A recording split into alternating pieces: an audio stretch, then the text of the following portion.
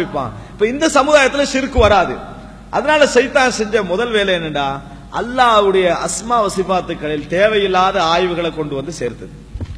அல்லாஹ்வுடைய பெயர்களிலும் பண்புகளிலும் தேவையில்லாத ஆய்வுகளை கொண்டு வந்து சேர்த்து அது நல்ல ஆய்வு போல காட்டி வழிகேடுகளை கொண்டு வந்து கடைசியில எங்க கொண்டு போய் நின்றாங்கடா, இறைவனுக்கு இல்ம் இருக்குதா, இறைவனுக்கு இல்ம் இருக்குதா, இல்ம் இருக்குது, அவனை பற்றிய இல்ம், எதிர்காலத்தை பற்றிய இல்ம் அவனுக்கு இல்லை, இப்படி என்றெல்லாம் சொல்ற லெவலுக்கு அந்த ஆய்வு கொண்டு வந்து சேர்த்தது.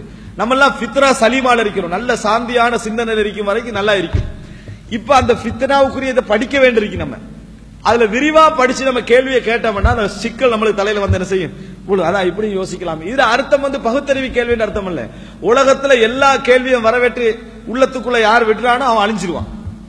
சில முசல்லமாத்துகள் இருக்கணும். சில முசல்லமாத்து என்னன்னா, இந்த பகுதியில கேள்வி வரக்கூடாது, அப்படி இருந்தா தான் மனிதருக்கு என்ன செய்யலாம், வாழலாம். ஒரு குடும்பத்துல எதுக்கு கேள்வி வரணும், எதுக்கு கேள்வி வரக்கூடாதுன்னு சில முசல்லமாத்துக்களை வச்சிருக்கணும். முசல்லமாத்துன்னா முடிந்த முடிவுகளை வச்சிருக்கணும். மற்றவைகளை அவன் என்ன செய்யணும், கேள்வி காக்கணும். முடிந்த முடிவுகளை கேள்வி காக்கி தான் நம்புவேன் வாங்குங்களே, அவ்வளவுதான். அவனுக்கு என்ன செஞ்சிடும், வாழ்க்கையில வாழ முடியாத ஒரு கட்டம் வரும். அந்த மாதிரி சைத்தான் என்ன செஞ்சான், சிந்தனை போக்குகளை உருவாக்கினான்.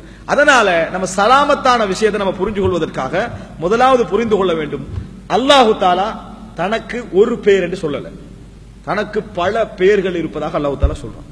உதாரணமாக முதலாக அல்லாஹ்வுடைய பெயர்களை மறுத்தவர்கள் வரலாற்றுல காபிர்கள் யாருன்னு பார்த்தோம்னா ரசூல் ஸல்லல்லாஹு அலைஹி சமுதாயத்தோட சேர்த்து சொல்றேன், ஜாஹிலிய மக்கள். ரசூல் ஸல்லல்லாஹு பிஸ்மில்லாஹிர் ரஹ்மானிர் ரஹீம் ஹுதைபியால எழுதுறாங்க, எங்களுக்கு அல்லாஹ் தெரியும், உமர் ரஹ்மான், ரஹ்மான் எங்களுக்கு தெரியாது, பிஸ்மில்லாஹ் எழுதுங்கண்ணா, பிஸ்மில்லாஹ் எழுதுங்கன்னு சொன்னாங்க. இந்த இடத்துல அவங்க ஷிர்க்குடைய வசனங்களை சொல்லல, வேறொரு ஆளை கொண்டு வந்து எழுதுங்கன்னு சொல்லல, பிஸ்மில்லாஹ் தான் எழுதுங்கன்னு சொல்றாங்க. ஆனா அல்லாஹ் அதை குஃப்ரண்டா, எனது பேரை மறுக்கிறது குஃப்ரண்டா அல்லாஹ் தஆலா. அதுக்கு குர்ஆன் சொன்ன வார்த்தை எது தெரியுமா, நல்லா புரிஞ்சுங்க. அஸ்மா வ சிஃபாத்துல செய்யற குஃப்ருக்கு குர்ஆன் சொன்ன வார்த்தை இல்ஹாத். அலிஃப் லாம் ஹா அலிஃப் தால், இல்ஹாத்.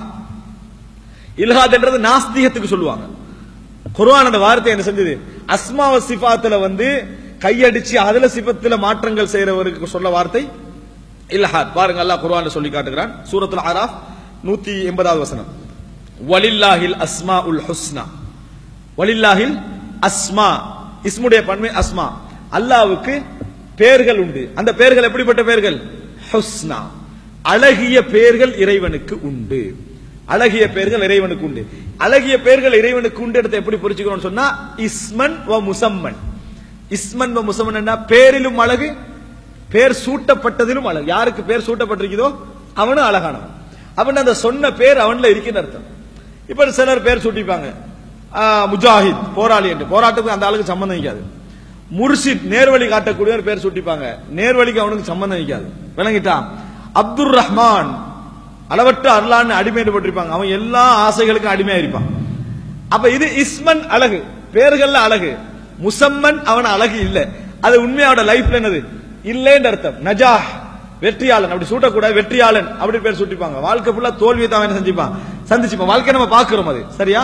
இப்ப இந்த பெயர்கள் எல்லாம் என்ன கருத்தை கொடுக்கும் தெரியுமா, பெயர்கள் அழகு, உள்ளடக்கம் அழகு இல்லை. ஆனா அல்லாஹ் அப்படி இல்லை, அஸ்மா உல் ஹுஸ்னா, அழகிய பெயர்கள் என்றா அவனது பெயரும் தான், பெயர் சூட்டப்பட்ட அவனது அவனும் தான், அவனுடைய அதாவது சுயமும் தான், எல்லாமே என்னது அழகுன்ற அர்த்தம். சொல்லிட்டு அல்லாஹ் தஆலா சொல்றான், ஃபதுஊஹு பிஹா, அவனை அந்த பெயர்களை கொண்டு அழையுங்கள்.